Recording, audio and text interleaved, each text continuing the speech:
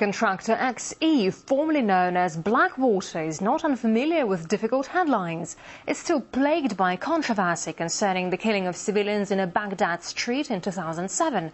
And now two former employees have accused the firm and its chief of a violent, crusading attitude and even political murders. And with us now is our correspondent, Priya Sridhar, and RT contributor Wayne Madsen, an investigative journalist from the US. Well, Priya, over to you. Thanks. Well, new documents have been filed in U.S. District Court by former employees of Blackwater, a private military firm that had been contracted to provide security services to U.S. officials in Iraq. Now, Blackwater became infamous a few years ago when the Iraqi government revoked their license to operate in that country because of a controversial incident in which 17 Iraqis were killed.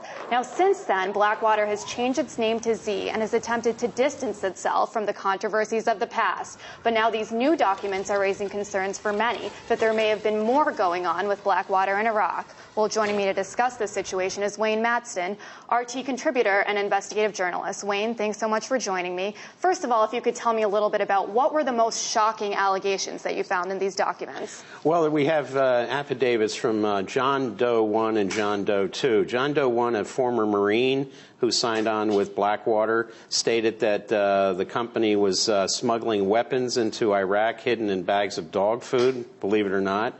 And also the people who knew too much about the company either had been suspiciously killed or there may have been plans to kill others who knew too much. So that's what we have from John Doe 1. From John Doe 2, it seems like he was maybe very high up in the organization, knew a lot of things about Eric Prince, the head of Blackwater, permitting something called a man camp to operate in Iraq, where there were prostitutes, including child prostitutes, that Blackwater employees would avail themselves of. So these were the most shocking, amongst many shocking stories that came out of the affidavits. And I believe that John Doe number 2 had also said that owner Eric Prince had, quote, encouraged and rewarded the destruction of Iraqi life. And, you know, there have been many reports that he might have considered himself a crusader. What can you tell us about that? Well, we know from John Doe 2's affidavit that Blackwater employees used call signs and communicating in Iraq